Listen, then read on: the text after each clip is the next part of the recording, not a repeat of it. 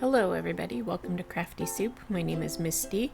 Once a month over at the Counterfeit Kit Challenge group, which I'm on the design team for, our team offers inspiration in the form of mini kits and projects.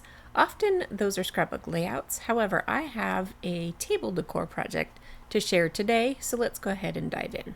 Alright, my cat Jamie has decided to join me for filming today. He'll pop in just a bit here.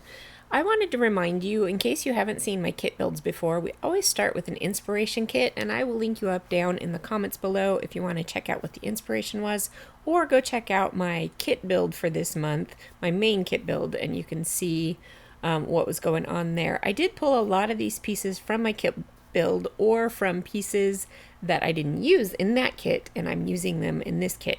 And the star of this kit are these pieces right here. I showed you a close-up of that little pocket piece, and that is going to adhere onto the front of this little card, and I'm going to create name tags for a holiday table. Specifically, I'm doing Thanksgiving since our themed papers this month were very autumnal. But you could mix up the papers and the sentiments and go ahead and do any holiday, birthday party, whatever. But look at the detail that I've got on these cut files. And just as a reminder, you can use both sides of the paper to cut out patterns, but you will have to physically flip it over if you want to get that embossed detail. And I should say that I designed these cut files to use on your electronic die cutter.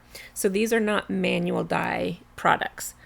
I will have a bunch more information on how to get this cut file for free on Monday when I do a little bit more of a detailed rundown on the cut file itself. But for now, I cut a bunch of these card decor pieces out of my pattern papers, and I did use both sides, and I just cut a whole bunch so that I could mix and match. I probably won't need this many, but it gives me some options to put color combos together the way I appreciate, and I am trying to keep my color combos very contrasting. So I have a very white light piece of pattern paper on that deep yellow piece, and I'm only going to finish 3 of these today. And here, the embossing that I've included on these cut files, you can go ahead and add some faux stitching with a pin into those embossing lines. It would be a little difficult to do it on a sewing machine just because of the size of the project, but you could give that a go if you're comfortable with that kind of thing. But I wanted to give that detail in case you didn't want to do any of the above. You can still have that embossed detail there. All right, I have finished all of those, glued them together, done all the faux stitching, and I'm going to move on to creating name tags that will slip inside of these pockets, and then I have some word phrase stamps that I will use to decorate the outside of the pockets.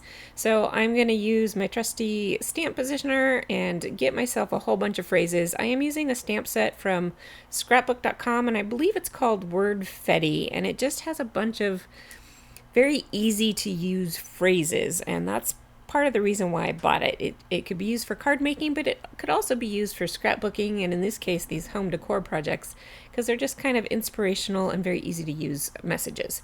I am going to cut those all out with this very general honeybee kind of banner sentiment strip die set, and I love that it has different lengths to it so I can find the perfect one for whatever sentiment I'm using, and it tends to fit a lot of sentiments in a lot of stamp sets, so that's pretty convenient.